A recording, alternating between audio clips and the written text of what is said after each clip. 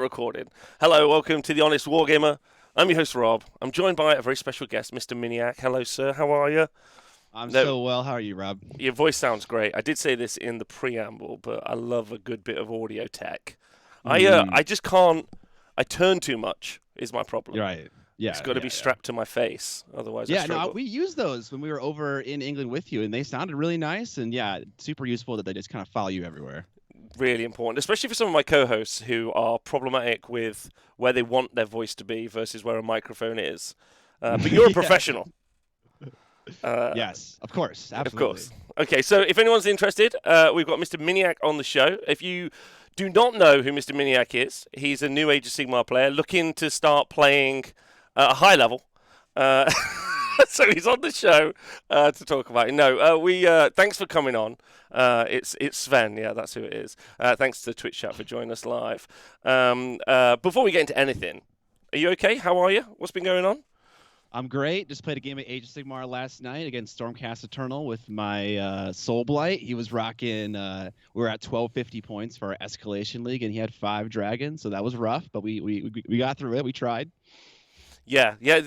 I can't wait to talk to you about this, especially the Escalation League. Did you have you been running? Have you been using Path to Glory? We haven't. The idea with the escalation campaign was to slowly introduce ourselves to Age of Sigmar, the match play version, and we felt that the Path to Glory just kind of made the game a little bit more difficult to understand for a beginner. So we wanted to do the opposite, take rules away and add them slowly. So now we're actually playing with the full version of AOS, like the full like competitive version, match play.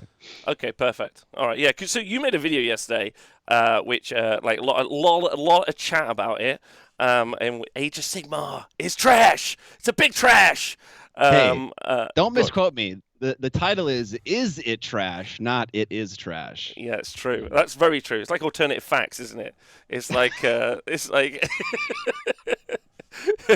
I mean, there were loads of points in there that I agreed with. So, talk to me about like the whole thing. Because what I'm hoping this conversation is, and what I'm hoping it definitely never becomes, is like a disagreement. What I would love, because something I'm very, very passionate about, is people just going and playing games with each other at events. And obviously, super busy, but miniature wargaming is literally your life. In fact, maybe before we talk about that, can you talk to me about playing miniature wargaming in a more kind of like I guess competitive setting or more like gaming heavy? Like, what's been your experience? Have you been to loads of tournaments? You know, what's kind of the background of the Miniac? Yeah, absolutely. So I would say as of 2 years ago, my whole gaming career in the hobby languished for like a decade, a long period of time. I wasn't really playing any games. I was just exclusively painting stuff. And then when I discovered A Song of Ice and Fire, I realized how important gaming was to my enjoyment of the entire hobby. Okay. And so then I got into all kinds of games. And so in terms of like competitive experience, I have played in one Guild Ball tournament. I've played in two, actually three A Song of Ice and Fire tournaments. One was a qualifier for like a large event, and two were just two local tournaments. But like otherwise, I'm like a try hard. I like to take games seriously, but I don't compete that much. Limited tournament experience. Mm. Okay, I mean, taking games. What do you mean by try hard? Because this is one of the bits that really fascinates me about games, like early on, like and about people's language. I tend to find this a lot of time. Like one of the Yeah. bits that you mentioned in the video, you said that you would really like to see, and I'm sure we can talk about this. You said you wanted to see a kind of like simplified set of rules, and then if you wanted something more pedantic, it could be at the back. Which I don't necessarily agree with, but like that's neither here nor there right now. Like what do you mean by try hard? Like how do you feel like when you're trying to like what's your goals? I mean that's also super important. What motivates you when you put the toys down? You've got your friend across the table. What's your motivation at that point? How do you feel? Yeah. I wanted to feel like I had some strategy going in and I attempted it and it either worked or it didn't work because my opponent outplayed me, because he had a better plan brought to the table. Like I want to feel that. I want to feel the strategy unfolding while I'm playing and I want to have fun. I would say it's 50-50, those two things. And I'm having fun when I'm feeling the strategy occurring, when I'm seeing it happen, or when I'm seeing it not work out, and I can understand why, I can make changes. I love seeing strategy work. Okay, that seems fair. And so your try hard bit is making the strategy work. Is that what you feel like you're trying to achieve? I mean, I'm trying to win. I like. I don't. I think it's impossible for me to go into a game and not try to win. Like if I'm playing a co-op board game with like friends, then I don't really care. But if it's a 1v1 PvP experience, I'm gonna try to win. If it's Crush like a new, souls. yeah, if it's a new player, I might take a list that's more fun, but I'm not gonna just throw. I'm not just gonna feed that person, models to kill to have fun. I'm gonna beat them because that was my experience growing up playing war games, playing Warhammer Fantasy Battle. I was a 10-year-old kid at Games Workshop store playing a bunch of teenagers, high schoolers, people getting into college, and they just destroyed me constantly. I didn't win a single game of fantasy when I was a little kid because everyone was just better than me. And so I really valued that experience, like learning like through like a trial of fire. Mm. And I want to graciously give it to other people, obviously. That seems sassy. Like I think one of the elements there is like because I'm in the middle of like editing a documentary about so I was Oh, just for context for you, I was last year in Pennsylvania at an event called CastleCon, and it was probably some of the best performing Age of Sigmar players in the US, with a couple from the UK who I travelled over with, and it was kind of this like weird, or what do you call them, Renaissance fair kind of like castle B&B. Where there was also some of the best Age of Sigmar tournament organisers and players from the US and UK, all just getting drunk, eating a load of food, and then playing. Like you had people playing. Like each one of those games is something that you could have, would have been very. If you were into competitive Age of Sigmar, you'd be like, "That's the game I want to watch." It's kind of like a round five of a GT anywhere in the world, and that was just every mm. game. Apart Oh, from apart from Tristan's games, they were not. That's just all right. And so I filmed a bunch of those, and I did a bunch of interviews, and I happened to do one with Noah, who so my friend Giovanna Singh, who ended up winning the Age of Sigmar final at LVO. I don't know if you happened to catch that. And so he won the biggest Age of Sigmar event in the world at the moment that's ever happened, so 300x players. And he has this nice. philosophy called Five Friends, Not 5-0, where, so what he aims to do, he told his girlfriend Maxine, sorry, wife, damn, his wife Maxine, she was like, what do you like to do at an event? He's like, well, I like to make 5 friends. That's what I can do. But then he also plays at a very competitive level. He's in the Age of Sigmar Worlds team. He's like in a very good space. So, Mm. like, the concept of trying to win, I think, is always very, very important, and it's been something that's been very important to me, something I've talked about a lot. But, like, I feel like having that be something, I hope it's not something you ever make be detrimental to your feeling of enjoying the game. Mm. I tend to find, especially for people newer, and definitely my experience as well. When I first started out, Warhammer Fantasy Battle, people just kept purple sunning on my ogres. I was like, why am I losing all the time? This fucking sucks. Like, like I hate this. And so I didn't really know what was going on, and it took me ages, years, in fact, actually, to kind of get to that place where I was very comfortable with trying to win and losing. If that makes Mm. sense, that was a journey for me. Like I'm sure maybe you've already been through that journey. I don't know, but that took me a bit of time. Like Yeah. you still did not. You're still remembering being a kid. You're still trying to uppercut them teenagers, right? Is that what's happening? So I would say I'd be a liar if I said that no part of my emotion was affected by winning or losing the game. Like I think yesterday when I lost the game, I had to really mentally prepare myself to be like, this is a hard matchup. I'm probably gonna lose. I'm gonna try some risky things. It isn't gonna pan out, and so I really need to like kind of not hype myself up, but like kind of prepare myself for what's to come. I would say maybe like there's a 5%, 10% mood shift when I lose, but majority of it is gone. I would say the biggest thing is that kind of brings down the mood is when I feel like I lost and I had no agency in that decision. I feel like if I lost and it wasn't up to me, like I like maybe 80% of the reason why I lost is because of dice rolls or whatever it is, 50% even. That's a feel bad moment for me. Yeah, okay, that seems fair. That was one of the bits that you brought up in the video. You said that the dice rolls, you felt bad when dice rolls happened. Sure, Like, yeah. yeah, could you expand on that? You got any more thoughts on that? Yeah, so I thought more about this recently, and I want to throw something by you that's kind of like an idea I'm workshopping about Age of Sigmar. And I want to see what you in the chat thinks about this. So I feel like in AOS there are maybe well, in my game yesterday, I think there were two to 5 points in the game that are like major points that you have to make big decisions about what's going to happen for your army, and it's going to impact the game in a large way. So between I don't know, between like whatever 20 and 15%, that one choice is going to impact your outcome. And my preference for a game would be that there were 10 to 15 choices that impacted the condition of the game, maybe 5%. And so each decision you make has less weight, and because they're spread out more, there's less of a chance you lose by making 1 or 2 wrong choices. It's like dice rolls, right? If I roll 50 dice hitting on 4s, it's like the average out is going to help me for bad dice rolls. I may roll singles and get no 4s if I roll 3 times in a row, but if I roll all my dice at once, the thing averages out more nicely.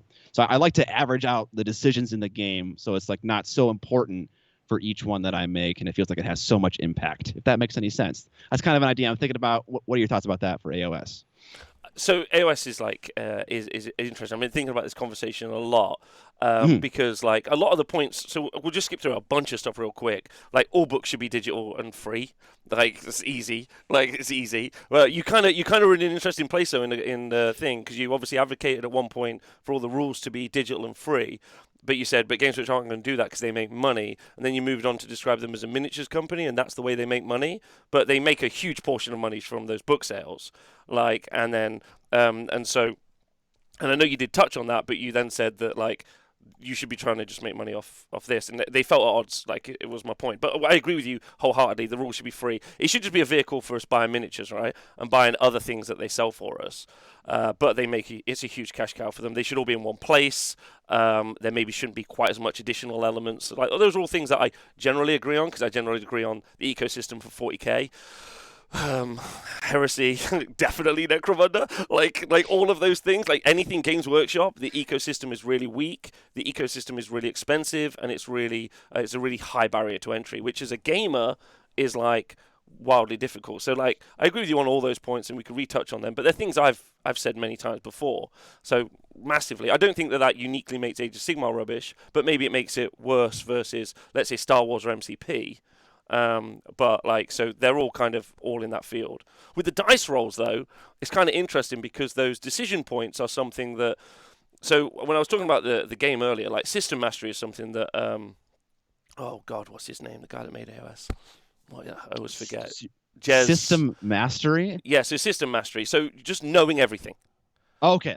Yeah, so system mastery is something that they talk about a lot, right?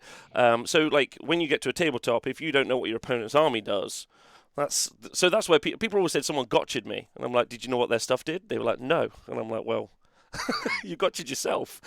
Right. They're publicly available. So like that happens a lot. But system mastery is something that's quite important, because those decision points are weirdly sometimes not as important as you might think, and you can also force decision points that your opponent doesn't necessarily know are the right decision points. Like, you're right that, like, if you only have, let's say, 2 hammer units in your army, let's say, so 2 big damage dealing units you've invested a lot of points in, and your opponent has 2, and your 2 smash one of his. Well, now you're 2 versus his 1. It feels like that's a momentous thing.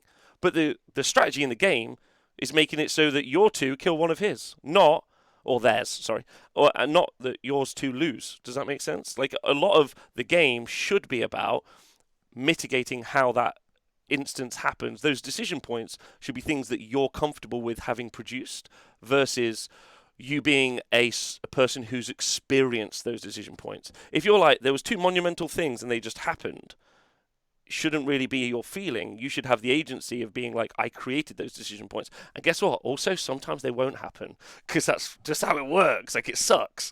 Like, sometimes you'll be like, I am definitely going to make this 3-inch rerollable charge. And the numbers are like, you should, all the time. But I've seen it in GTs where they don't. I sent you the tabletop in 10 minutes video, where absolutely Noah should have won that game, but Ridge is like, lol, your Mud Crusher's dead on a 1. Like... And that's an extreme example and a bad example, but those things do happen, and so I understand your feeling, because it's so frustrating when you're meant to make 5 2-ups, and you need 5 dice, and they're all 2-ups, and then that's fine. You've won the game, and then you roll 5 1s. You're like, well, this is rubbish, but it's meant to feel rubbish because how can you have the good element if you don't have the bad element? Does that make sense? Absolutely, yeah. So I think one thing that's difficult about having discourse on the internet is that oftentimes your conversation, which has a lot of nuance and gray area, gets pushed to one end of the spectrum. Either Scott loves no randomness and should play chess, or we should play Tenzi, the game where you're just rolling dice and trying to get 4-ups faster than everybody else. So I think something in the middle is what I like. And so I'm gonna make a little comparison to Song of Ice and Fire about how they curb RNG in that game, but the dice still really matter. So there are these things called conditions in A Song of Ice and Fire, which are tokens that you can spend on a unit when a certain thing happens. And so one example could be, I have a vulnerability token on a unit, and I hit it. And this unit should take, whatever, 5 wounds, 10 wounds, whatever it is. But for some reason, this guy just rolled a ton of 5s and 6s, this guy or gal, and made a lot of saves that would normally not happen. I can spend that vulnerability token to make him re-roll his saves, and I can push it back into a more normal area of luck. Now, I don't get these tokens all the time. I only get them in certain areas. Like it's maybe like one important combat you'd have these tokens to spend on. And it's like you can adjust the RNG curve by spending that token when weird edge case things happen. And so the dice are still there. They can still happen. I've still spent those tokens and seen the exact same roll again. So it's that still happens, but it's less likely to happen. You push the edge cases out more. And so I appreciate that kind of choice. Yeah, it's super fair. Like the interesting element about, again, going back to those interviews with, again, some of the best performing competitive Age of Sigmar players in the world, I asked them, every single one of them in the interview, I was like, how do you feel about the game balance? And they were like, I don't overly want the game to be overly balanced. And that's not because they wanted to use or manipulate a competitive edge. It's because the chaos, specifically in Age of Sigmar, and this is where I'll go to bat for it in a minute, specifically in Age of Sigmar, is actually kind of super fun. Because bringing that RNG curve down in any way, and you can, you could have a unit that hits on 4s, but you could easily give them +1 to hit and re-roll 1s, and the math on that spikes massively, right? So that's on you as a player. So you can already start to, and similarly, I can make you -1 to hit multiple times. There's a bunch of stuff. So you can use the rule sets inside of it to manipulate those numbers anyway. So that feels like that's what the game is. That already feels like that already exists, if that makes sense. Yeah. That's totally fair. Those are rules that are already in there. Your favorite one, the one I like that you talked about was Raw, where you got a monster and on a 3-up you can make they can't use command ability, but sometimes it doesn't work. I'm like, I know it sucks, but also when you're on the other side and it doesn't work, you're like, dun, dun, dun, dun, dun. But all those players, they said to me, they were like, Rob, I love those elements because those are the bits at the table where, even at the highest level, you should be high-fiving your opponent and kind of being like, or I don't know, crying. Why play the game if you're not going to be emotive? Why not embrace something? If you're like, oh, listen, if you roll 2 6s, you're going to absolutely smash that thing. That's very unlikely. It's wicked. It's kind of fun. 2 6s and then you need another 6 after. It kind of adds to it. And the reason I think Age of Sigmar players quite like it is because of the priority roll. Because the priority roll is one of those situations in Age of Sigmar where you have to admit that you might lose 4 times a game. Versus when you play something like 40k, you're just like I play 40k and then I'm like, I can't reach that unit ever in the history of time. My guys move 4 inches. There's no way to improve that. My guys move 4 inches and you can move back 8 inches every time. I can never catch you. It's never going to be a thing. But in Age of Sigmar, you're like, this could go really gnarly, and I don't know how this is going to go. And that kind of wild-eyed chaos becomes, in my opinion, quite a fun element of the game, which I know you're not a fan of. I'd love to hear your thoughts on it, especially as someone new to playing it, because I've played it for a long time. Yeah. So it's interesting how you mention how it's important to be emotive in games. One of the reasons that I love metal music so much, and also why I just like the music that I like, is because it makes me feel a certain way. I feel a certain kind of anger or rage, and that's a fun kind of energy. Or I feel whatever, a certain kind of feeling when I listen to funk music. And so I want to be emotive when I'm listening to music. But for war games, maybe it's a little bit different. But because you said it in that way, it's made me kind of rethink about like those kinds of moments in war games, thinking about them more like music. It's like it's better to have emotions high and low versus just kind of a flatline thing, or maybe like, you know, less high peaks and valleys.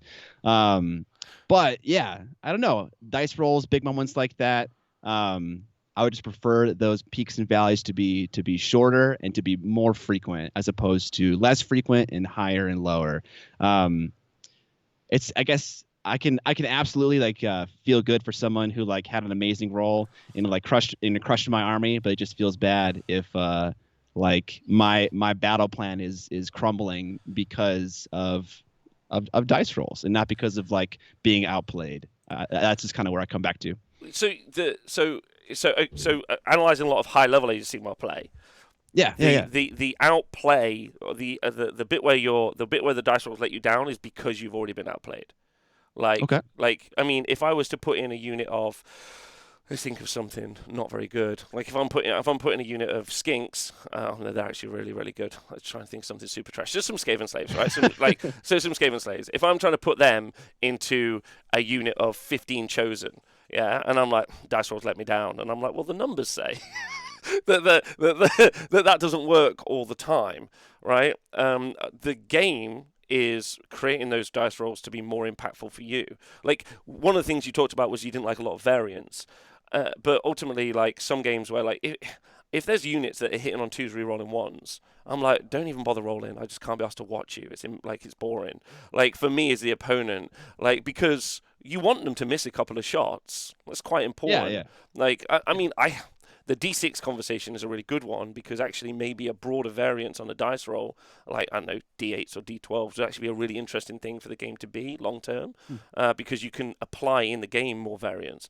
But ultimately, that variance is like pretty key. And watching those high level players, they're producing the variance, and also when they're in a tough situation, they have options to go for. Like if you're losing, then there are plays to just try and do something crazy that if the dice go the other way, like they always play to their outs.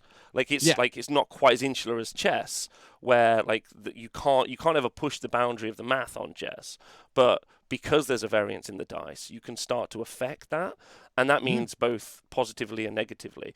The good example with a negative in the priority roll, as an example, is when the armies are too strong, i.e., as in they can do too much in a singular phase. And then, because I do agree with you that the priority roll is an issue when the books are definitely imbalanced.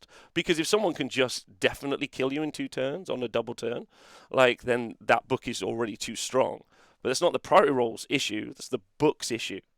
Because there are many books that can't do that. There are many armies that can't achieve that. And therefore, especially if you've just set up in a way where at least you screened for a turn, you're in a good position. So like the issue is definitely not as severe at the top end, or it's binary, and that's super important because both players at that level absolutely understand the process and they know where the decision points are, and that's quite Yes. rare. But then there's a bit beyond that, which is kind of fun. So the two players understand that if you do X and I do Y, then on the priority roll, I'm going to do Y and you're going to do X. That's great. Okay, so I win in that situation. It's a bit like something like AOS Worlds. It'll be a foregone conclusion. Two armies. It's a foregone conclusion. Let's take last AOS Worlds. I have a Seraphon castle and you have Nurgle flies. You should pre-game move, hit the castle, and in 80% of games, if you get the prior, you should be able to push in. These are extreme examples, and these are the two very best armies in the game at the time. Well over 65% win rate. So these were already armies that needed to be nerfed and brought down. But occasionally, that didn't work. So it was even in that position not 100% true. And that variance changed the course of victories at the AOS World Championships. And the dice roll became an emotively fun element of that versus versus like in insular, because that would be, if I was to tell you there was no dice rolls involved and I just put the flyers down, you put the lizardmen down, I move the flyers forward and I win the game, you'd be like, can I roll something to try and make it stop? That would be quite fun. Or you'd say it's a crap game and I don't want to play this game, which is fair also. I don't know, like there's loads I think is really good about the game, and also loads that are bad. So I think that's interesting. um Yeah. Yeah. Let me talk about what you just said because there was a lot of interesting things you mentioned.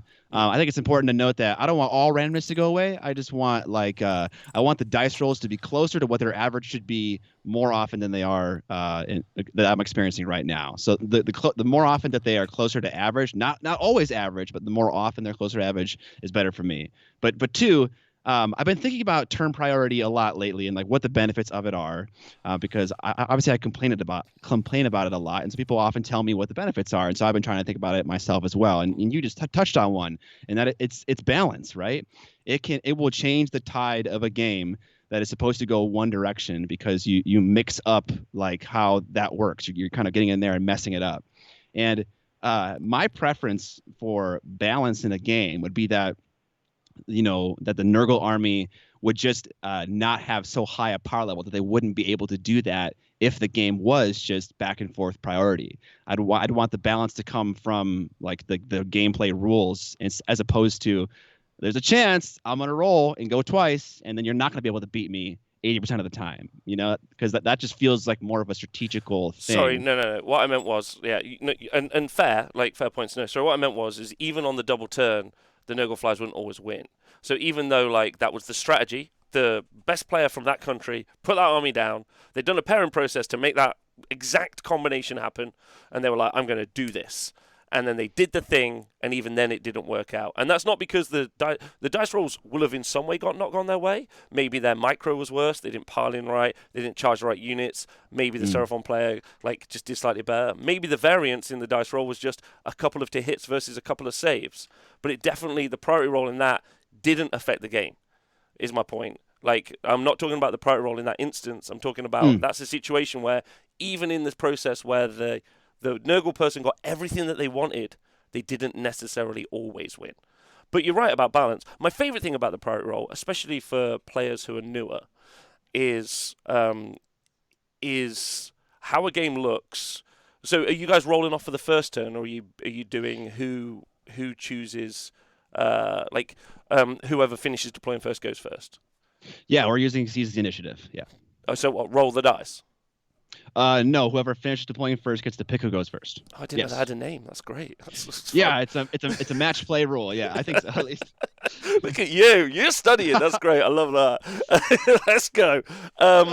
Because what's interesting about the priority roll in that setup is because if you and me are playing, I finish deploying first, then I can choose for you to go first or me to go first. So already the game, if we were to re-rack and play again, we can already make that game completely different because we can reset.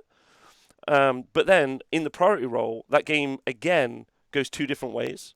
So there are 4 combinations as we go into turn 2 of how that game would play out before we've ever got to turn 3, which I think is quite which I think is quite interesting, because in You Go, I Go, it's only ever going to be 2 versions of that game.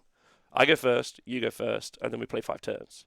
Whereas in Age of Sigmar, it's you go, I go, and then various combo, and the tree for it spreads out. I think it's like there are 36 variations on the game. It might be more. Someone could do the math for me. And I think that's quite fun, especially for people who are new, because then you can. Because I quite often, when I'm just playing friendly games, like if I look at the board and it's not very good for them, it's like, well, you have the turn.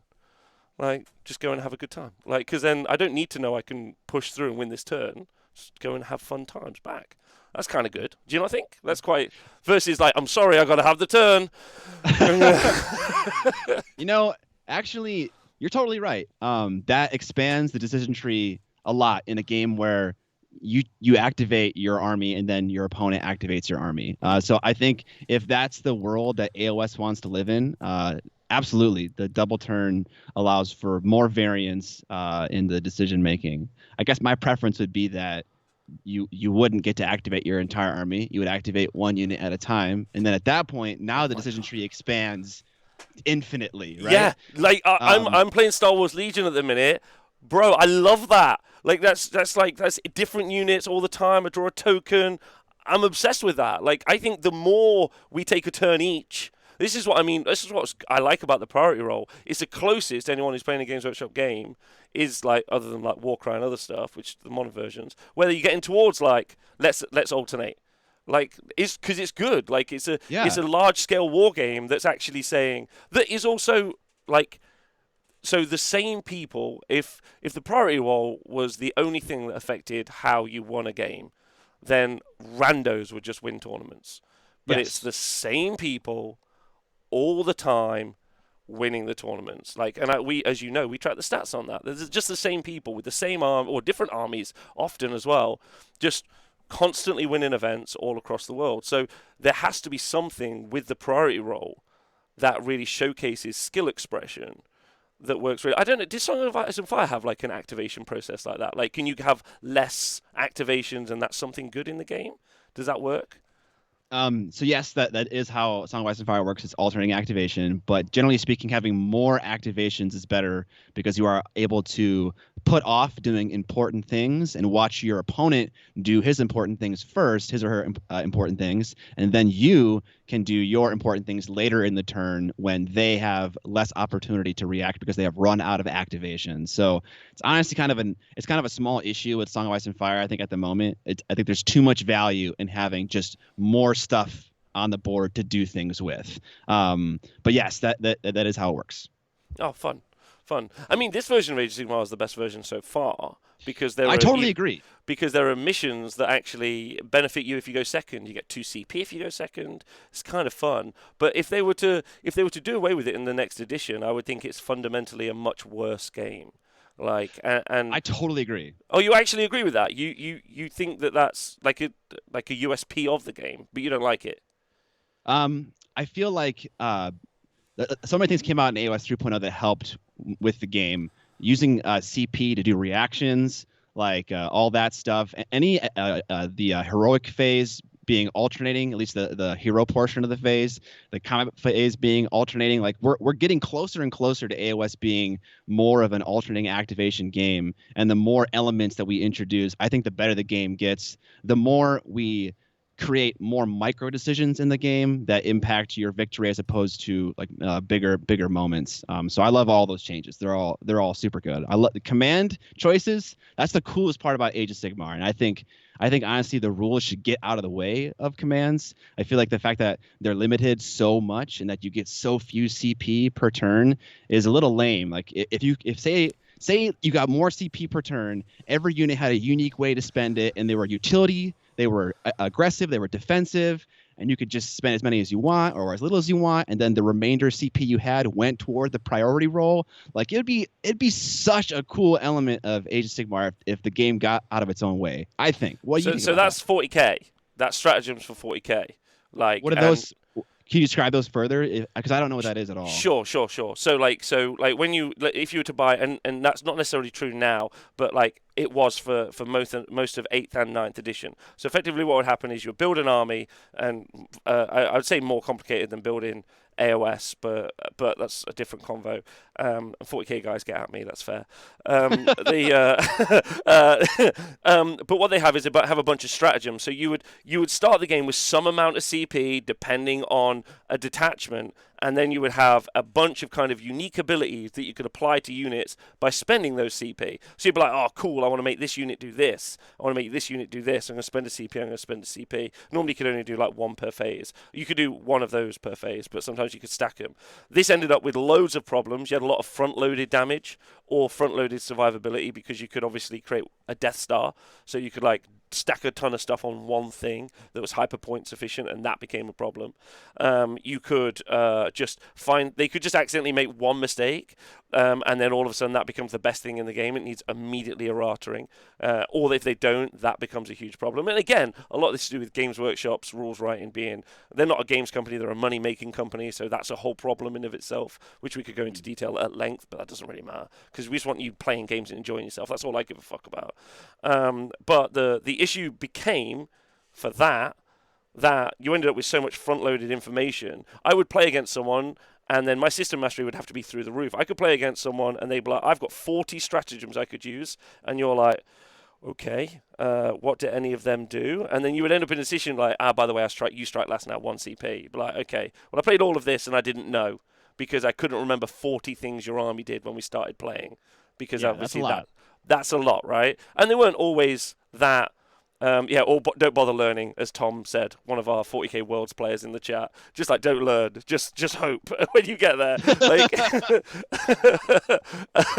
but yeah, the big issue is that you end up with a bunch of like front-loaded information. Well, and also that would seem to push against your idea that you wanted it to be simpler.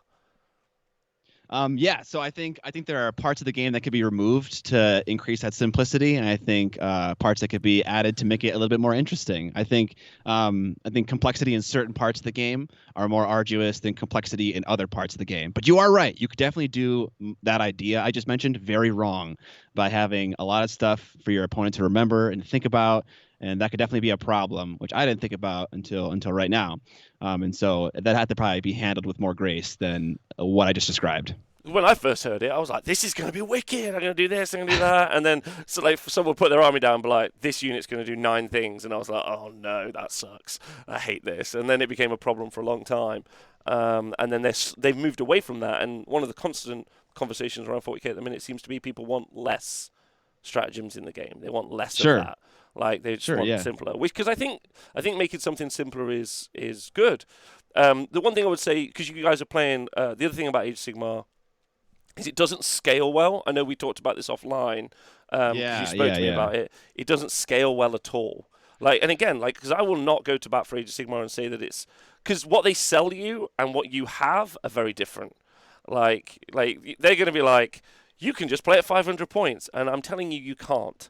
Like it's just not, like it's just not going to be fun. Because we want you having fun, right?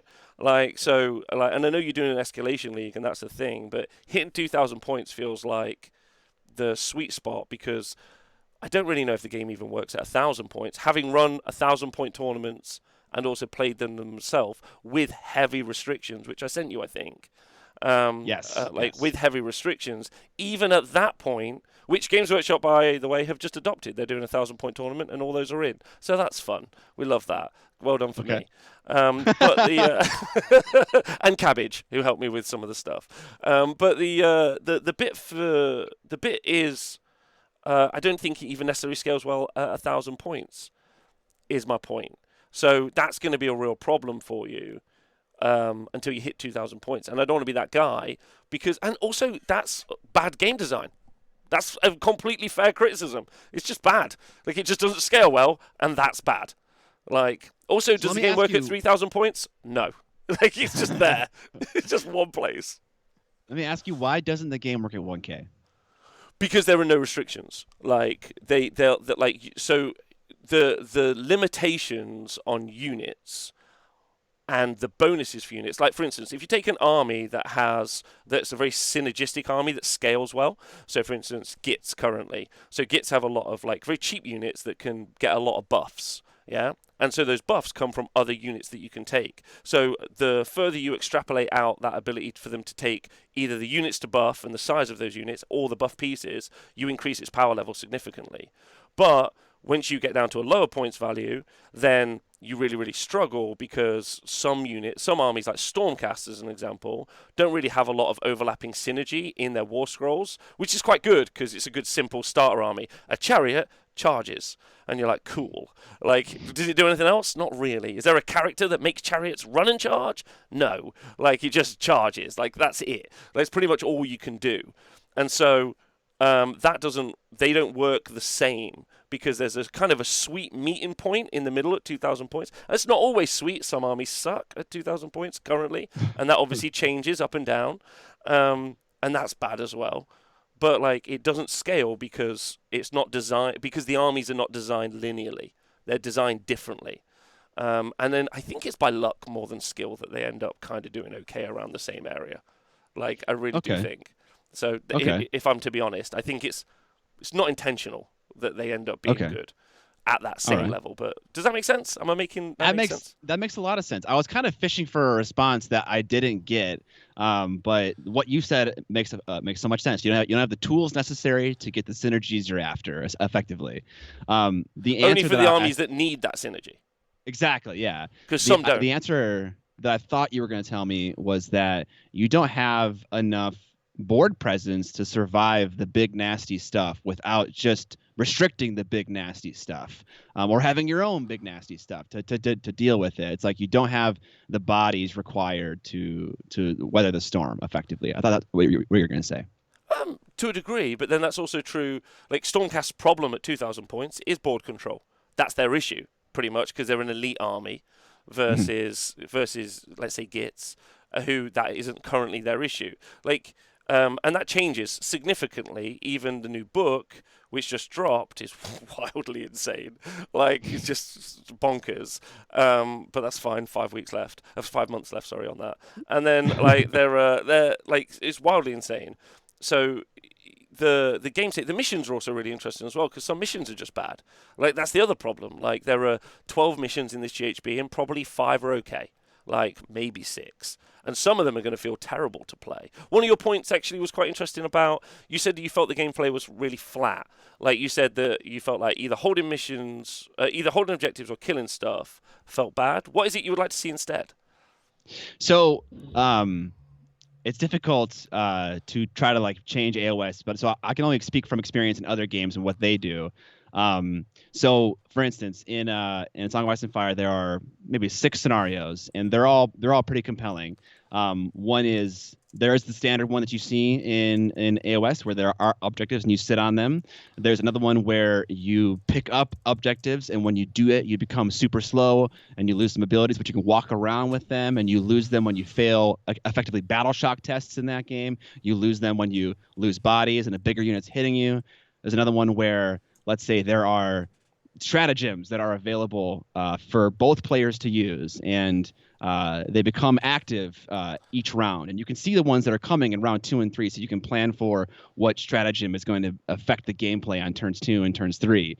And you can do things to adjust the order of those cards. So I can, like, say it's turn 2 and there's a thing in play that's kind of messing with my army's synergy. I can spend some resource in the game to shuffle the cards to move to move that one along and to get the next one, so I can have a better time in the game.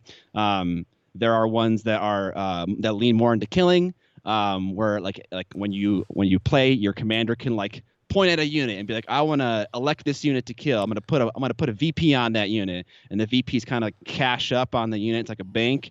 And when you kill that unit, you earn that VP. When your general kills a unit, you get a VP. When you kill, a certain other kind of unit, you get extra points. So that was kind of more of a killing focused one. But there are, I mean, those are the 3 different ideas than just sitting on points. I don't know if that translated super well, but those are all compelling and not about sitting on points in that game at the very least. So the element about sitting on points is like pretty wild, because like there are 2 games, 40k and Age of Sigmar do it quite differently. Similarly enough. So like trading is something that's done a lot in 40k. Like they push a lot towards MSU. Mainly because multiple small units. Sorry for anyone not listening. So that they can trade off quite nicely, and normally, like armies can do really well if they've got a cheap enough or more sustained in their ability to trade on an objective. Age of Sigmar is slightly different because like a lot of those armies change that requirement in some way. We had a problem with Gargants for a whole year because they could just stand on objectives too well. Like, super fair, right? But, like, a lot of other armies have these other engaging interactions, how they do that. Even with new archetypes, my friend Adam came up with a whole new way of winning games recently, well, last year, by just putting cockatrices all across the board. And everyone was like, what's he doing? It turns out he was just scoring points more than other people, and they didn't really realize how. Like, it was like a really clever way of, like, screw Gargants, correct chat. Like, it was... poor Gargants in this current season, man. Just completely unplayable. It good, seems like, at least. Good, and let's continue that trend for the rest of time. Like, for all time. Let's make that happen. But the standard objectives bit feels like, because I feel like there's enough in the game. I've always liked it because, how can I describe it? There are like different levels. I guess it's like a computer game, right? Like I'm playing an FPS, like a shoot 'em up. But like what I don't want to do in that FPS is like build a village. Like I don't want to play Call of Duty. Not that I play Call of Duty, and then like build the very best Animal Crossing house you can see, like in Call of Duty, because like that's a great analogy. Is it? I don't know. I don't think that works. Like, but what I'm saying is like it's a war game, and it feels like what I should be doing is killing stuff or holding stuff. Like, there are some battle tactics currently in Age of Sigmar, like, where you're like, cast 3 spells, get 2 points, and I'm like, I don't want someone to get 2 points for casting 3 spells because I feel like they haven't done anything like Yes, valuable. But I feel I like agree. a war game uniquely like should be about like if it was like a cooperative like dungeon crawler like then sure the aim should be different, but I feel like a war game in of itself, because I don't really play Age of Sigmar. I play Age of Sigmar for a battle, like similar reason I play Total War. I play it for a battle. I want to defeat the enemy, and like if I've added a story to it, and because my friend Nathan's coming over in about 20 minutes. I'm about to get my ass handed to me by his geats. It's going to be an awful situation. My story is how long can I hold on for? That's going to be the goal. That's my story I've created for myself. But like, I want a battle, and that feels like holding stuff and killing stuff feels like what you would do in a battle versus, I don't know what other things, but maybe I lack the imagination. Maybe there are other things you could do in a battle, like that could be fun. But that's how I see it. I'm like, yes, this is mine. This is my little token. Get yourself a little flag.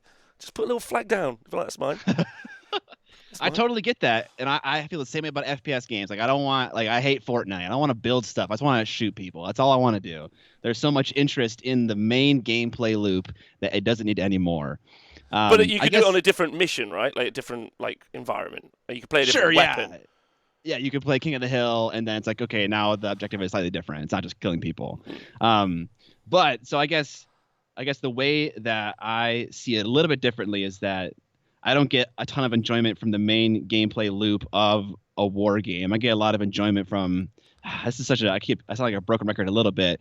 Employing a strategy and seeing it work out, and so that can happen in many ways.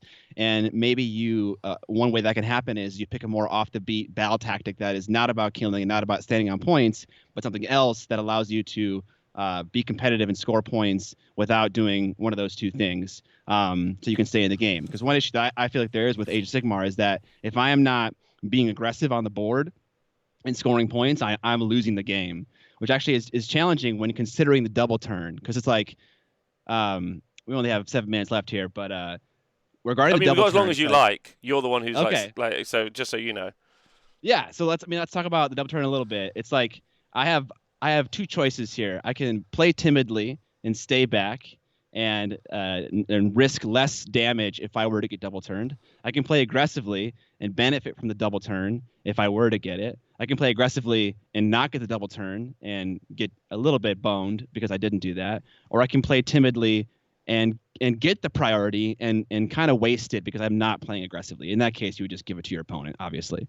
But my issue with I think you can almost never play timidly because if you're not advancing on the board, capturing points, scoring tactics, you're kind of losing the game a little bit. And so I feel like you always have to be moving forward, which then requires the need for screens. And so it's like the choices actually aren't that myriad, at least when I say it out loud in my head, because it's like I need to move forward, I need to capture points. That's the point of this game. I can't stand back. I need screens to protect because I don't know if I'm going to go first next turn. Like it's almost 50-50 basically. It's not. It's like 42-58, something like that. And so it's like I have to move forward and I need screens. So like that's kind of it. If I don't, things are going to probably die or suffer greatly. And so it's like the choices aren't actually too crazy. Like that's the decision matrix that's in my novice head right now. Okay. Is that wrong? Let's open that head right up then and have some fun with it. Right, let's go. Please, Let's please. go. Let's go. Okay, so super fair. First thing you ever do, you play Age of Sigmar, you put Iron Jaws down, you run them forward, you get a double turn, you kill stuff, you're like, yes! Absolutely, let's go. Right? And then what happens is there's a fella with a Lumineth Castle who's literally like a child licking his lips. The Iron Jaws guy's like, I reckon I'll charge that. And then the Illuminate guy's like, I want you to charge that. Like, that's all I want you to do. Like, cause your point about the screens is perfect. So, like, an Alpha Strike army works really well until it's built into a Counter-Strike army. So, you feel like you got to be aggressive on the first turn because you got to score. Okay, it's a 5-turn game. Yeah, you only have to score the primary 3 out of 5. So, you don't have to score on the first 3. On the first 2. You could score it on the last 3. Right? So, that's important. So, you don't have to hold, because you can only score 1, 2, and more first turn, yeah, or like on any turn, so 3 points.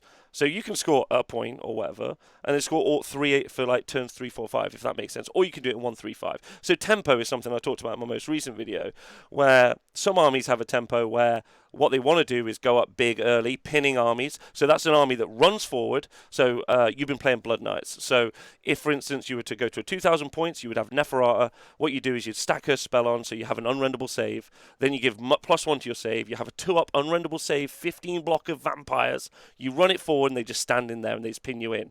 Yeah, and then your opponent has to either get out of that, or you win the game. That's a pin list, right? An alpha pin in some ways, right? But some armies, counterpunch armies, are like, no problem, I'll just lift that. Some armies won't deploy on the board. So like that initial early game aggression, which is normally built into your army list, if you're playing, for instance, Iron Jaws are quite interesting because they're insular. So Iron Jaws have Gore Grunters and they got a Maw Crusher. What you can always do on the first turn, always, is just yeet it. Got 18-inch move on the Gore Grunters and the Maw Crusher's going 36. You can just yeet it. Off you go. Have a great time. That can be your first turn. But if you go first, then they've got a turn and then maybe another turn. So you give them the turn. Okay, cool. Now they've scored a few points. They've pushed their screens out. Now you can't maybe get to the juicy bits. So then now you're in an interesting position where you're not really sure. So you go in. Oh, I got the double. I go in again. If you don't get the double, you're in the middle of the board and then you lose. And setting yourself up in a position where you just lose on a dice roll is beginner's work. That's how you play as a beginner, because you're like, there are only those two options, and those are not the only two options available. You've got loads of options. It's almost always about trading and removing units from your opponent in the right time. Sometimes it's just like, don't reckon I can beat that. Just going to send it all in, see what happens. Like, it's a fair... like, right, and that's what's really interesting about like Age of Sigmar as a meta game, because if like I was trying to think about this earlier, because I know you've just got like a couple of friends that you're playing with. I was like, if I only had one army and my friend only had one army, I would find that eventually, I think, a little bit. I think there are loads of repetition thanks to the priority roll and battle plans, because each game can swing differently in a load of different ways. But like eventually that would become a little bit awkward. Whereas what's really fun is when you have all these different armies that play in all these different ways. So then that first turn kind of progression that you're talking about does not happen. Like a Lumineth Castle will just sit in a corner, it will shoot all your toys off, and then turn 3 it will just go stand on all the objectives. And you're going to be like, okay, that sounds rubbish. And I'm like, until a Beast of Chaos player just yeets a bunch of like a bunch of guys off board in the back and just smashes the castle, and that sounds terrible. So then the Lumineth guys will be like, that's really unfair. But if you're a guy that can handle what a Beast of Chaos guy does, you're laughing.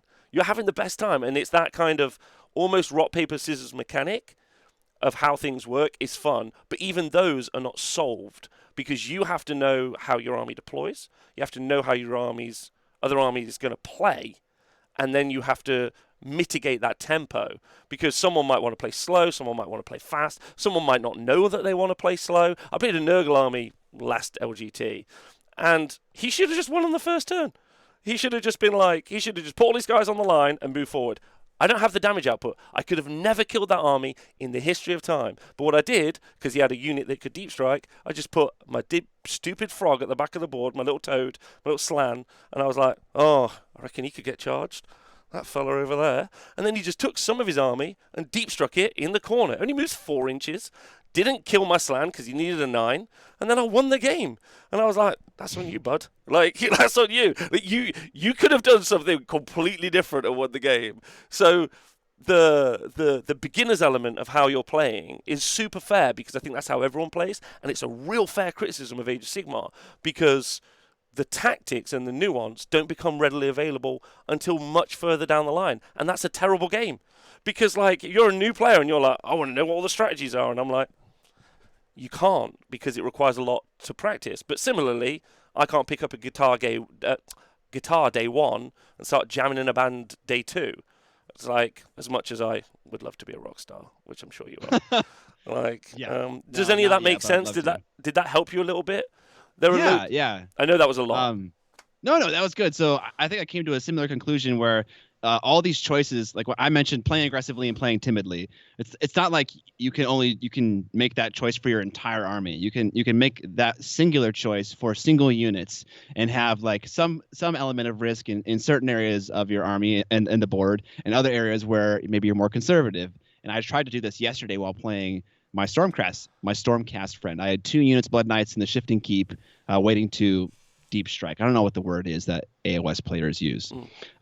Deep Strike's right. And yeah, and so I went with the I told them I used the stock approach to investment here, where you invest half of your money now and then half later once you see the environment change. And so I invested 1 unit with 1 Shifting Keep deployment and a charge, because I didn't want to put all my eggs in one basket. Not working. Trying to spread out the decision matrix so there's less moments of big swingy things. So yeah, that kind of thing is something that I'm beginning to realize as well, where it's like you can make these individual choices for one or 2 units. Your whole army doesn't need to have the exact same battle plan. Yeah, and they don't, which is pretty. And also, what's important is not only do they not, you can also just mess that up at a high level consistently. Like, because your opponent can force you to mess it up. Your opponent could just freak you out, and you could just mess it up. There are so many things that happen, and I don't want it to be like, someone in the chat just said something really great. Welcome to Practice Isn't Sexy. That's super fair. Like, because if your goal is to win, if that's your goal, practice isn't sexy. Like, reading books isn't fun. Like, do you think I really love knowing all of these things? Like, it's not cool, man. No one has ever been like, it's so cool. No, dude. it's not, man. No, you paint minis, right? Like, you show people, you're like this. Look at this fucking painted mini, and people are like, that's awesome. And I'm like, I actually know what an Alpha Strike is, and they're like, don't give a fuck, nerd. Like, go away. No one thinks that's cool, bud. Right? I think it's sexy. Okay? It's not sexy. I'm getting into that. I want that, It's not sexy. Let me tell you, it's not sexy. Not as sexy as painting a mini. And but then you've been through that, right? And we get to kind of have that conversation for a moment. You know I'm not a very good painter, and we know that you are a really good painter. You know that people really resonated with me painting like a child, and slap chopping stuff, right? That's fine, okay? But similarly, you wouldn't, like, if I went to a Golden Demon or a Crystal Bush or whatever they're called, and I just put in my slapshot and you'd be like, bud, you're not going to. I'd be like, why can't I win? I'd be like, because you've done no work to win. You're bad at this. Like, that's bad. You wouldn't say that because you're kind, right? You wouldn't. You know, I hope not. Just take me to the side. Rob, your painting is shit. I love that idea. Just, come on, just sit down. You're an idiot. But like you got to practice. I don't know how long you've spent practicing. Do you think you can? Are you at the Golden Demon? I'm entering minis at that level. Is that how you feel as a painter? I think if I gave myself the time of day to prepare an entry for Golden Demon, I absolutely could get some kind of placement. Maybe not a trophy, but maybe like a commended entry. It's all about taking the time to do it, just like you said it. And I think at the beginning of the conversation, I mentioned how I really valued the experience that I had as a 10-year-old and 12-year-old losing constantly in fantasy. I do not mind the grind. I love the grind. I'm here for it. The thing that I don't like is just the feeling strategies being undermined by RNG, and not because I'm losing because of tactical choices. But the argument that I think is being formed right now is that those tactical choices are maybe more nuanced and more hidden, and you have to look harder to see them than surface level. Is that a fair assessment? Yeah, yes. And I also don't want to be like throwing out the get good line, because in some cases in Age of Sigmar, I need to be very specific. The game has been broken. Like, someone's been like, I just lifted all your toys off. You're like, well, that's just bad. There was no strategy there. So I want to be super clear that that's been a very valid criticism at certain points. I don't think it's necessarily true right now. Like, it was especially not true before some of the new battle tomes, not mentioning any names. But like generally it's not, you do need to put more in to get more out. And I guess that's a lot like painting. That's why I'm going to keep jumping to this, because or music is another good one, because you have to learn the chords before you can jam. If someone's if you just took a group of people who've never played music, gave them some instruments, put them in a room, make music, they'd be like, no, don't know how to do it. And then they'd feel like maybe it was unfair if you said you just got to practice lots and then you can make music. But that's just the case. And maybe that's bad game design as well. I don't know. I don't know what people want. You're talking about the difference between, because if you're not having fun, that's sad, because I want you to have fun. Like, and I don't make the game or make any money off the game. Like, so I just want you personally. That's why I've done this today, because I want you personally to have fun, because it is fun playing games. Oh, for sure. Like, and I And think I'm still having fun. I'm still having good. fun playing Age of Sigmar. I would. That's kind of a confusing thing. When I said of the 10 I've played, I've had the least fun playing it, but I'm not actively not enjoying my time. I love playing games, and I have so much fun from it. And there are moments in AOS where I have less fun than other moments, but overall, I'm still definitely enjoying my time. Maybe that wasn't very clear based on the video, but yeah, that's definitely the case. Oh, that's good. Yeah, I mean, people think I hate Age of Sigmar, and I talk about it like every day. They're like, "You're so salty," and I'm like, "I love this game." Like, so don't worry. Like, I get you. I get you. No, I would say yes. The tactics are not necessarily readily apparent, and in some cases, at the correct level, at the correct time, are completely binary. Like, you'll be going into a round 5 pairing. I'll be doing coverage of an event. I'll be going to a round 5 pairing where this is for the win, and you're like, that person should win, right? Okay. Based on those two armies, based on the battle plan, that army should win. Okay? Like, that happens not all the time, some of the time, or at least that person is favored. But one of the things that is true is that I wouldn't even say that pans out 80% of the time. Like, that pans out less than that. And that's actually kind of interesting, because that comes down to player skill, player attitude, and a bunch of different stuff, which is super fun. And in some cases, is like that's the joy of the game. I guess I've had to learn how to lose. Like, learning to lose is like, and I'm not saying you haven't learned how to lose, like, because you just gave the story. I think I need to learn how to. I think I need to learn better. I think I'm definitely still. I have the the humility to admit that I have to detach the outcome a little bit more from my emotional state, for sure. Or go in more. Like you don't have to be an icebox. There's a guy called Tony Moore I used to play against all the time. Fucking, I didn't think Tony had feelings. Like he'd just be like silent on the table, like absolutely nothing. And then you play against someone like, oh, I'm trying to think of someone who's super fun, like Nathan. Nathan the other day, like, just rolled a 1 on Spiker. I didn't even know what that meant. Meant he could re-roll charges or something. It was like he'd won the priority into winning the game, but he hadn't. It was just something, like, some people commit emotionally all the way, some people don't. Like, I know there are people who play at the top end of Age of Sigmar who are still learning how to play, who play consistently, regularly, week in, week out in tournaments, and they're still learning how to play. That's one of the bits that's really interesting about painting, because I don't know much about it. Maybe you could give me some insight here. I'm sure people are still learning how to paint at a very high level. Like, tournament painting is changing still even to this day, right? I assume. Absolutely. If you look at Golden Demons from a decade ago, the painting style is very different. It moves and shifts around a lot. And if you're a student of the medium, you can see how people are innovating and changing the way they paint, and you can paint that way. But if you painted it an old way, maybe it wouldn't succeed so well. I don't know. I've never seen someone try to do that. That'd be kind of cool. But yeah, it definitely shifts and changes for sure. It's true for players at the top end as well. Also, because competitive gaming has been like, it's grown massively over the past like decade, let's say, and we still don't have. Well, we do technically have professional Warhammer players. We have that for 40k, and I'm not talking about bat rep people. I'm talking about people who play at tournaments, and even they're still and even they're still learning.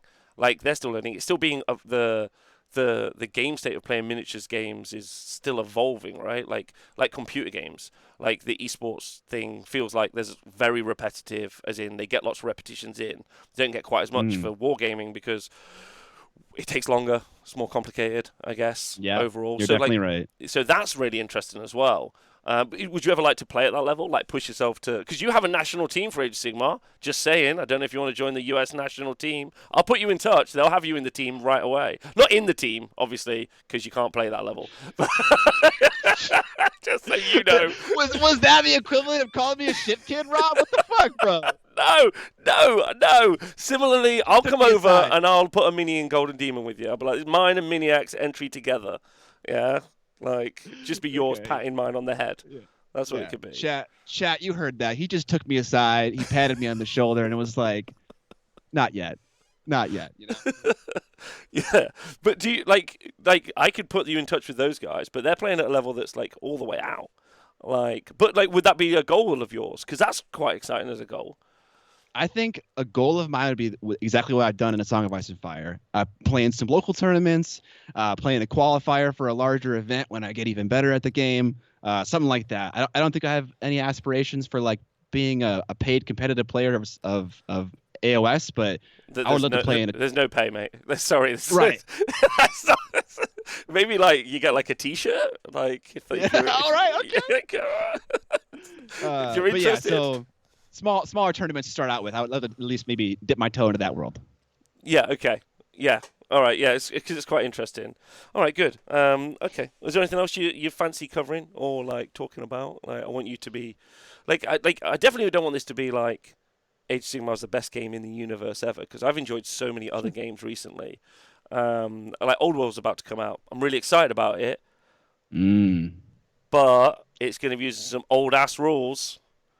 I hope not. I hope they, because I think a lot of people look at Warhammer Fantasy Battle with rose tinted glasses, and I think I'm definitely one of those people. So I think they should change some things about the game. Otherwise, it's just going to be, it's going to have a lot of similar issues that I think AOS has that Fantasy have, but now it's even worse because there are things that are going to exacerbate it. But I hope they change the game. I have no idea, but I'm also excited for it because my fully painted Wood Elf army is just kind of sitting on a sideline doing nothing. Um, Big fan. Big fan. Yeah, yeah. but it's gonna be like so. Heresy was the old thing. Like they just did you'd old seventh edition 40k rules, and like they haven't learned from Star Wars or MCP, but like which is a shame because then there's these better games. What's been your favorite game last year, or is that an upcoming thing? No, Or it's not upcoming at all. I would say in the last year, definitely A Song of Ice and Fire is my favorite. Before that was Guild Ball. Both those games, they satisfy a part of my brain very deeply. okay. Well, so if I was to give anything at all from this, I'd say just play 2,000 points straight away. Scrap off anything. Just get straight to 2K. Okay. Yeah, Okay. the game Yeah. plays better there. That's my immediate response. Okay. And then I hope you enjoy it more. And like and I'll put you in touch with some really great people who are much better players than me. I would like that to be super clear. Much better players than me, and they'll be able to give you some tips and tricks about like just crushing your one friend. What I really like is you might have a whole bunch of people now really try to support you, and then your mate's like, oh no, this sucks. Like, Yes. Yes. That's what I want. Yes. Everyone teach me how to be my friends, please. who wins the most out of your gaming group? Who's in your gaming group? So if you count just wins and losses in our escalation leagues, currently I'm leading the pack, but I have lost the last two games. So the tides might be changing. We'll see.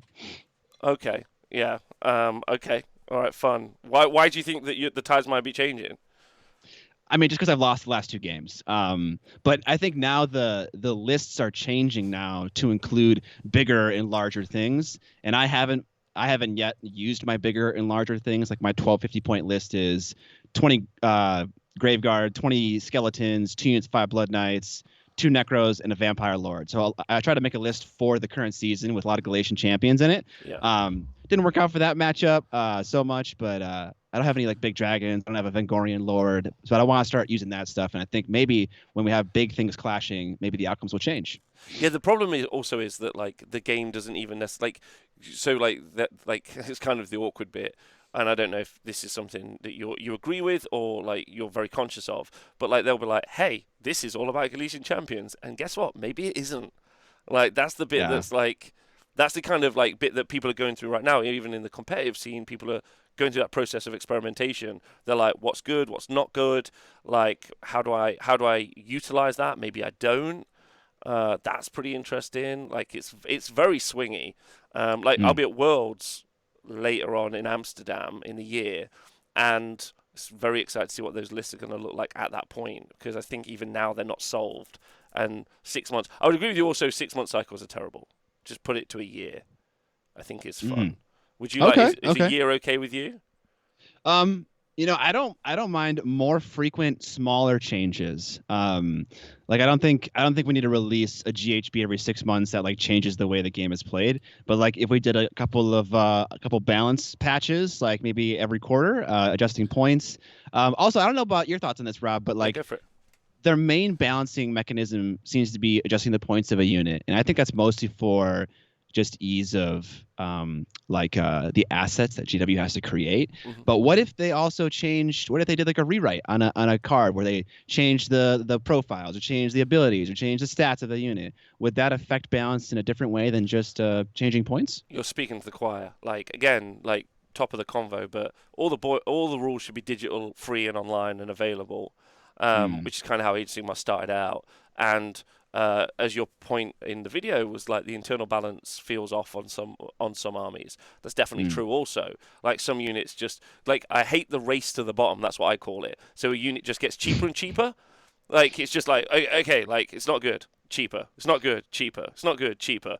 Like and make it better. Like do that. Right. Like, Yeah. Yeah. but you're right. It's because of their incredibly archaic process. And again, that's a GW issue. Like it just is. Other game systems are getting more headway because people don't feel like you're right. Your point about the paywall is very true. It's incredibly expensive to get into, which is frustrating and bad. Like the books are all over the place, which is also true and super fair. I appreciate that. That said, I have not ever bought a third edition book or GHB. I just used Wahapedia like you did. So Yeah. like, God bless. God bless. God bless Wikipedia. And so yeah, like those are all absolutely true. But like, if they did a digital one, then they could obviously change those rules easier. But they don't want to invalidate your 30 quid book, so they kind of got Right. themselves in a bind as a company. And I guess that's awkward as well because why do you want to like? I guess the real question is why do you want? You said that you wanted to play Age of Sigmar because the models were the best. That was your Uh, Yeah, so okay, I should have had a section in that video where I specifically talked about all the things that I like about the gameplay also in Age of Sigmar. Oh, okay. Because I mentioned some things like along the way, like I mentioned how I love battle tactics and things like that, but I didn't have a section about gameplay things I love about AOS because I also love elements of the game, and the models are phenomenal, as everyone knows, and I believe that same thing as well. But yeah, there are other parts of the game that I also enjoy. It's not just the models. Okay, all right, perfect. Yeah, because I was going to say because one of the good things about the game for me is the people. Like I could go to the US and play Age of Sigmar, whereas some of the other game systems, it's a shame that they don't get that market penetration. But I Mm. think GW is the first people's entry into miniature wargaming, and sometimes their only place for miniature wargaming. And that's a bit of a problem as well. So I agree with you. So yeah, they should just change the rules. I couldn't be more on board with that. Like Okay. I held a sign outside of the place one time just to say that. So That's awesome. like because that would be great if they could do that. Anyway, okay. Well, I hope this has been helpful. I don't know if it has. It has. It absolutely has. You've definitely given me like it wasn't like a monumental shift in the game, understanding the game, but you've definitely opened it up more. And so now I'm more interested in like playing the game, being more observant of like the different choices that I can make at various points. And I would love to like have someone handhold me in one game and just be like, okay, here's what the current scenario is. How do I play considering the double turn? Because obviously it's impossible to play not considering it, but I think there's a disconnect for me there. I think I'm not doing something exactly right or not seeing something exactly right. So kind of really figuring out what that phrase means exactly would be awesome. But yeah, I'm definitely interested in trying it out more after this conversation. So it was certainly helpful. well, if I can help with that, then let me know. But yeah, you've obviously got a bunch of Age of Sigmar people around you who are available enough, which is fun. But if I can help, then I help. There's because I think ultimately, while your video is framed as a question and people are Mhm. emotive about something that they love, like I think it is a good game. Like I think it's a good game, and I think it's fun, and I think uniquely fun. That's kind of the bit I want to point out. The bit that you didn't, well, you said you weren't a fan of the priority roll, is actually the most fun element, weirdly, because it takes so. I love Always Sunny in Philadelphia, but I hated the first two seasons. And my friends were Okay. like, "You're gonna love this show," and I was like, "I hate this show. I hate the first season so bad, man. I don't know if you've watched it or if you like it at all." I haven't. I think you actually asked me this when I was in the UK. You mentioned it that time as well. I haven't seen it yet, still, unfortunately. So, right, yeah, same thing, right? You and me, same boat. I was like, "Oh, I hate this. I hate this." And then eventually, I got past that, and I was like, "Oh my god, this is so good. This is the best thing ever." It's really good, but it's kind of maybe how the priority roll feels. Probably terrible for a game for casual people to play, if that's the case. and probably a bad game because of that. But I think that's why people were emotive about it, because it has a unique selling point that actually makes it more enjoyable, not less enjoyable. You just got to get past it a little. I guess it's like olives. No one likes olives the first time they have olives. Okay, I feel that. I love olives, but I feel that. Did you like olives the first time you had olives? I can't remember the first time I had them, but I don't remember at any point not liking olives. I remember that. That was a bad time. That was a dark time. Anyway, thanks very much for being on the show. Super appreciate it. And yeah, anyway, and if I can help in any way, then please do let me know. That would be super sweet. And like, yeah, and I would love to help if I can. But yeah, and also great. Thanks for. Oh, and maybe one last thing. Sorry, if you don't mind. Yeah. Because like you're going to be on a journey with Age of Sigmar, with the Escalation League, and maybe you make more videos. I don't know. There's one bit in it that like I just got to touch on for me, where you talked about. Yeah. So there's going to be loads of painting people who maybe get into gaming because of you, which is awesome. Thanks for that, because that means more friends for me in the future, which I love. But I love your charisma so much, Rob. You're so awesome to talk to. but there's a bit where you talked about knowing there being more rules, being fairly pedantic, and I think like I completely understand what you're saying. You were saying it's too wordy. But in some cases they have to be wordy, and I really dislike the disconnect between casual players and players who play competently or well, like tournament gamers. I guess they get described as competitive players. So just maybe something to be publicly sensitive about for me. Like if you could, because like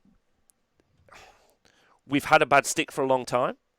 Like the tournament gamers, the guys. Like the problem is like. My experience, which is why I'm making that documentary, because I want to show that these people are lovely, like most of the time. Obviously not Tomb King Tristan. Goddamn. Right. But there are loads of really nice competitive players, right? And then sometimes they can kind of get tarred with a brush because they understand the game quite well. Does that make sense? Yeah, so I can see how maybe that comment came across as insulting to those types of people, and I guess maybe so I can correct myself and apologize. Didn't mean to insult anyone with that. I don't think you were. I think you were being very specific about describing that you were like, there's a lot of fucking rules here. You were like, a wizard's a wizard. Why do I need to know it's a wizard? Like, well, it's a keyword.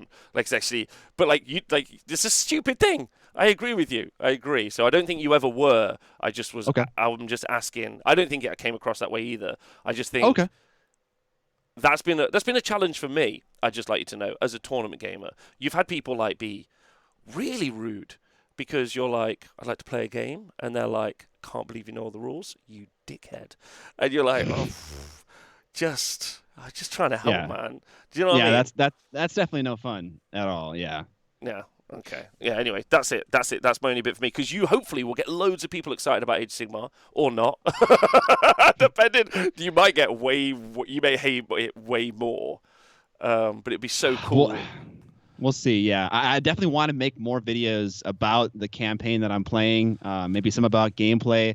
I would love to play around with an idea of making an alternative rule set for AOS to try out. Because like the one thing I hear rattling around in my brain is, okay, Scott, you don't like the game, so fucking do GW's job. Like, make the game better.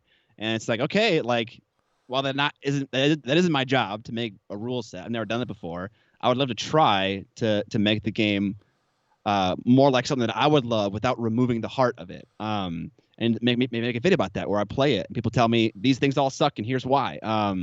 But like, tons of videos about it, because that's kind of top of mind right now and I'm excited about it. So yeah, plan for some more AOS videos for sure, both hobby and gameplay related.